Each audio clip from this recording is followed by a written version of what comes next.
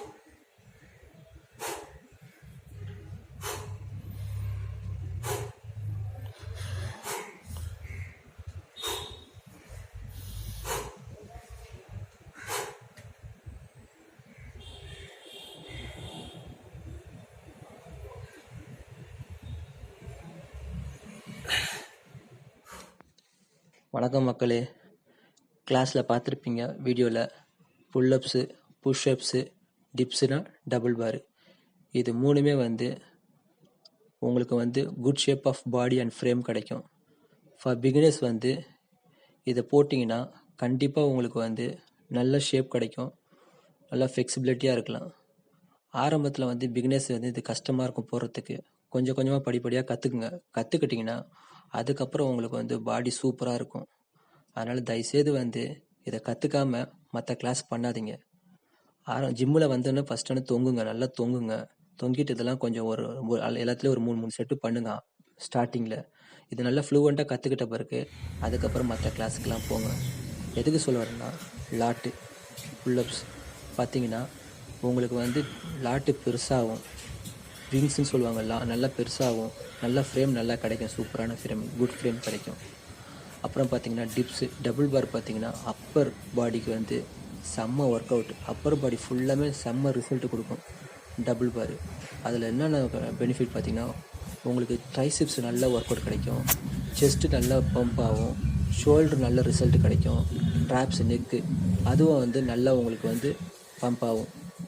இதெல்லாம் அப்பர் பாடி ஃபுல்லாக டிப்ஸில் நல்லா ஒர்க் அவுட் கிடைக்கும். அதனால் தயவுசெய்து டிப்ஸை விட்றாதீங்க, மிஸ் பண்ணாதீங்க, எப்படியாவது கஷ்டப்பட்டு கற்றுக்குங்க. அப்புறம் பார்த்தீங்கன்னா செஸ்ட்டு நல்லா உங்களுக்கு பம்ப் ஆகணும், செஸ்ட்டு நல்லா விரியணும், ப்ராடாக இருக்கணும்னு நினச்சிங்கன்னா புஷ்அப்ஸ் அடிங்க. புஷ்அப்ஸ் நல்லா பம்ப் பண்ணி கொடுக்கும். இதை மூணுமே எப்படியா கஷ்டப்பட்டு கற்றுக்கலைன்னா ஒன்றும் பண்ண முடியாது. ஷேப் உங்களுக்கு ரொம்ப கிடைக்காது. அதனால் தயவுசெய்து பண்ணுங்கள். அப்புறம் பார்த்தீங்கன்னா